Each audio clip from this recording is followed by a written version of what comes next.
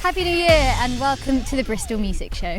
For those of you who don't know, we broadcast every Monday on BCFM radio at 10 o'clock and on Fridays right here on Main TV. And we hope that you've enjoyed everything that we've brought you so far. It's been an awesome series and we've enjoyed it ourselves. So we're going to bring you some of our favourite parts from 2015 as well as some unreleased material. So let's start with some of that. Back in the summer, BCFM's One Love Breakfast hosted the main stage at Bristol's Harbour Festival and showcased a whole load of local talent.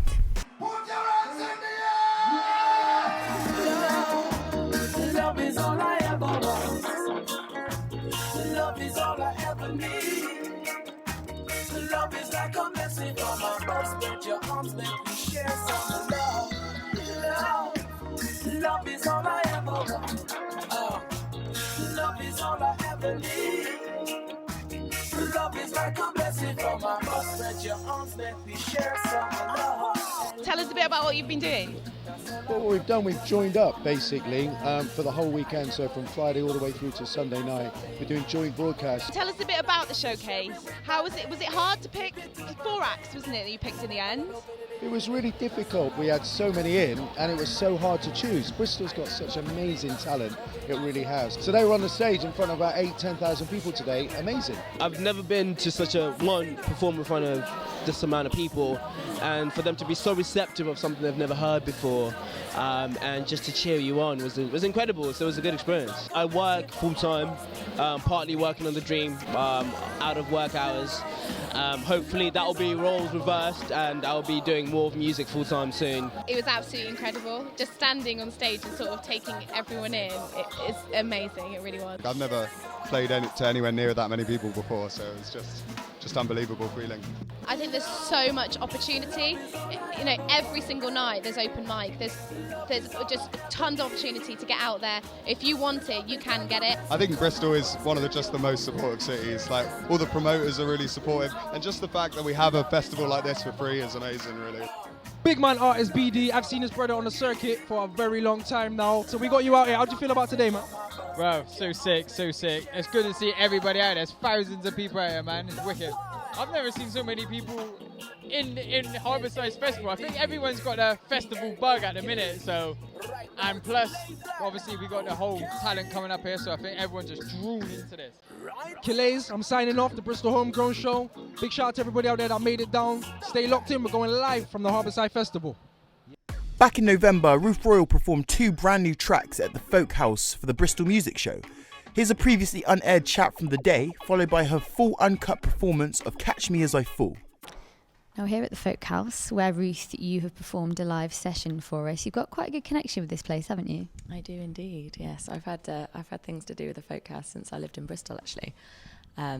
Either working in the cafe when I was very small, or I've done quite a few gigs here, quite a few performances, and run some singing workshops and all sorts of things. So you're in your 20s now, so you've been making music in Bristol for quite a while if you've been here since you were really young then. Yeah, I was here, I moved here when I was 17, and literally have been gigging since I lived here. I was doing a lot more folk when I was younger, sort of acoustic guitar sort of thing.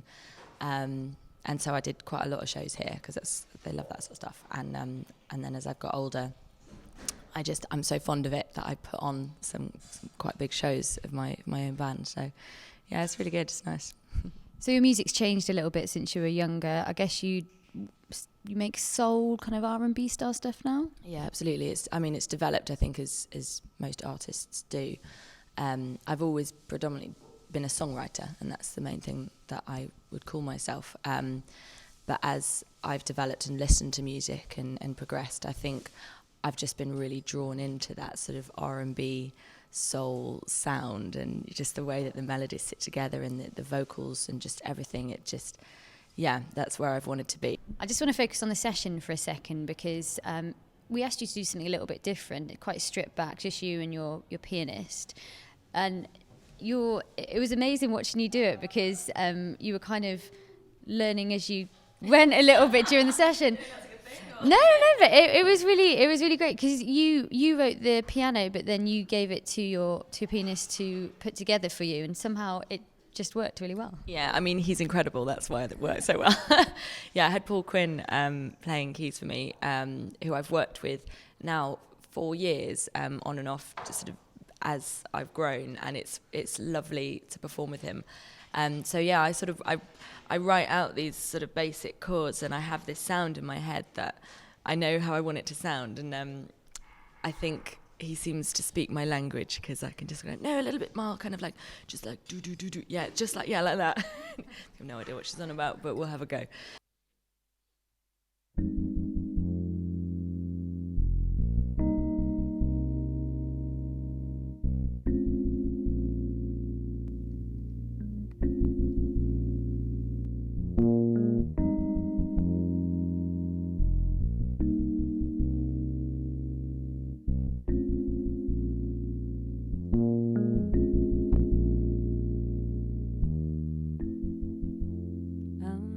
Trying to find you anymore.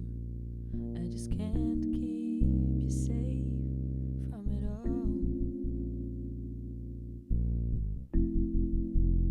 I will be forever in your arms, but I can't sit and watch you drown.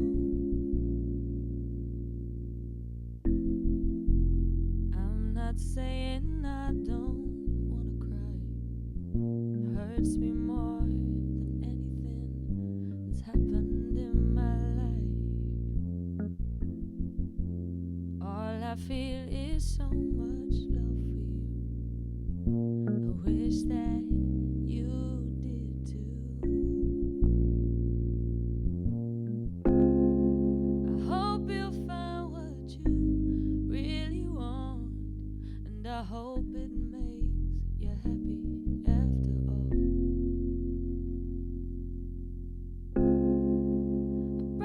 I won't try to let you know that your heartbeat is a song I live for.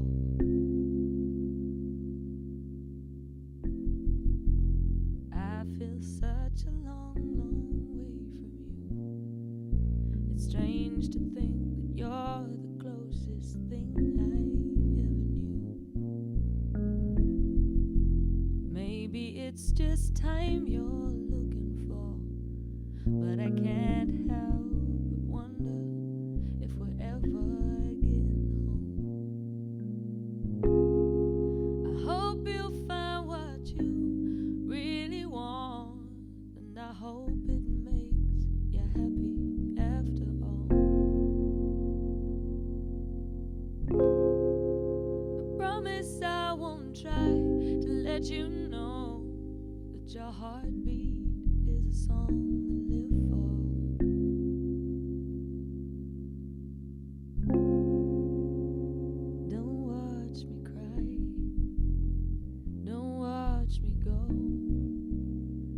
just try to be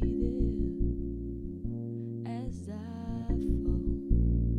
Don't watch me cry, don't watch me go. Just try to be there as I fall. Don't watch me cry, don't watch me go. Just try to be there.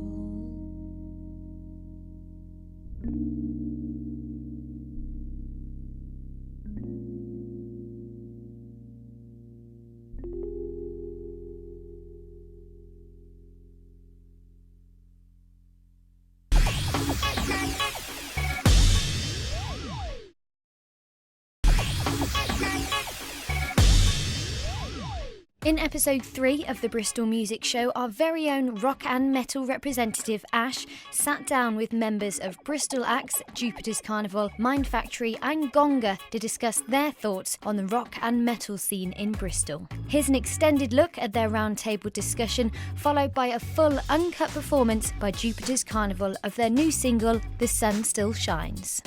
So touching on the venue side of things, as we've kind of mentioned, there's quite a lot of venues in Bristol. You guys have obviously done the circuit in one capacity or another. Do you guys have a favourite venue and why? Here, Stag and Hounds. I seem to be here at least once a week for a gig that's relevant to the niche genre I'm into, and apparently no one else is, but there is, because there's always, 50 people or whatever, maybe more, maybe less, watching the gigs, so here. For me, I'd say the Louisiana, because we know quite a lot of people there. We played there multiple times. It's always a good vibe. And you can just sneak through the kitchen and then have a pint in the band's room when no one's looking. I think Stag and Hounds, as Has said, is fantastic for bands because they put on 3 nights. And although to some musicians that seems like, a bit of sacrilege going on, it's not at all, because it means that, regular punters and stuff will come in and then they come to your gig, and people who didn't even plan on seeing you that night just stroll in the pub with all their mates, it could be 8 of them. Next thing you know, they're at a gig and they've discovered a band they like. So, yeah. For me, one's not mentioned, the Thunderbolt. I've had some, really top gigs there, and it's the crowds, you wouldn't expect it because it's, in the middle of nowhere off on Bath Road. It's hardly, you've got to walk together, no one likes that. But no, I've had some really good nights with the Thunderbolt.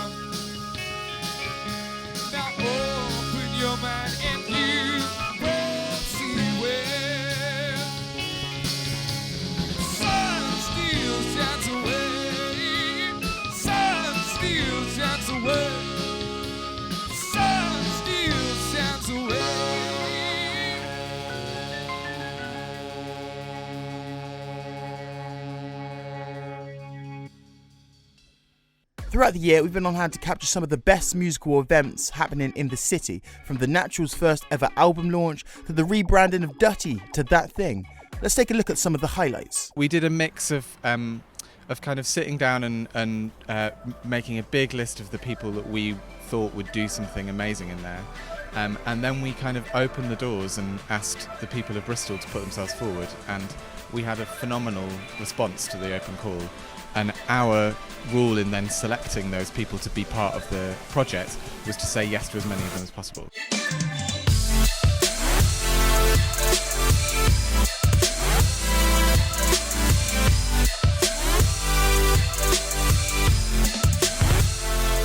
We're Howling Owl Records, an independent label based in Bristol. And we're at the Naturals launch. We don't see music as a gendered art form, and we want women to know that this is an option for you, whether it's a hobby, whether it's just you're not a musician and you connect with it, or if you want to work in the industry.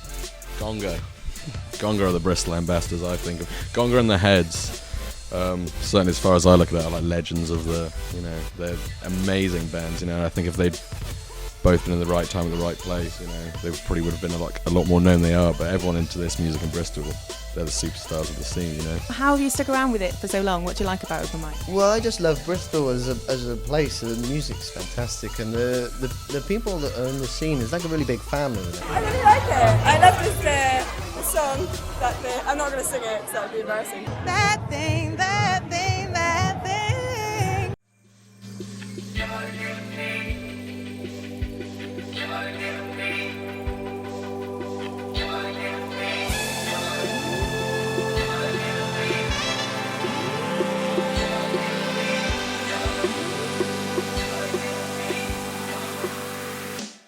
Bristol's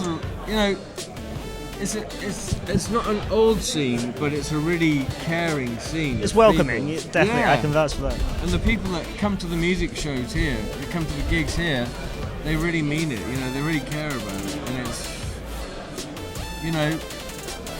take it back 10 years, and it was nothing like this. Now it's like this. The scene is happening here.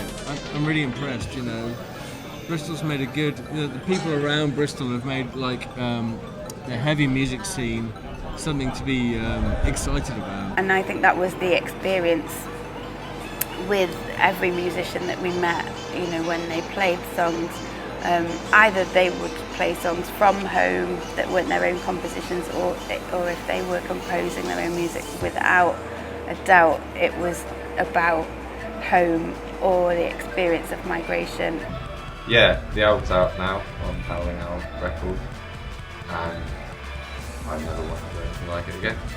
Specifically in Bristol, I noticed that there were lots of women working in various jobs, but perhaps not the person you would think of when those companies were mentioned, but doing a lot of the back of house work. So I wanted to address that and bring them to the forefront. The idea is that you don't know what you're going to get until you walk in there, and that's really important, because then it means that you are really coming at it with an open mind. So you might turn up and there might be a headlining band, or there might be someone playing the spoons. You never know.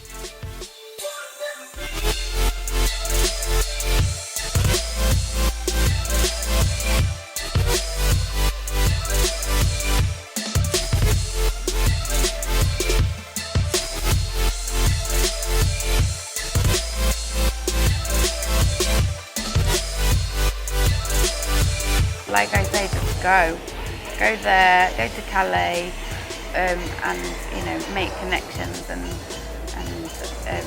go and understand what the situation is through your own eyes, not through the eyes of someone who's reporting on your behalf. I do it for love. It's my thing, but it's not only my thing. It's the thing of a lot of other people as well. So there you have it, some of our favourite parts from 2015 and on to a prosperous 2016. What have we got coming up this year? Well, next week, in fact, we're going to be here. Right here. At the Bristol Rock Centre. So we've got live sessions and interviews coming from here at their studios in Mangotsfield. Catch you then. Bye. Bye.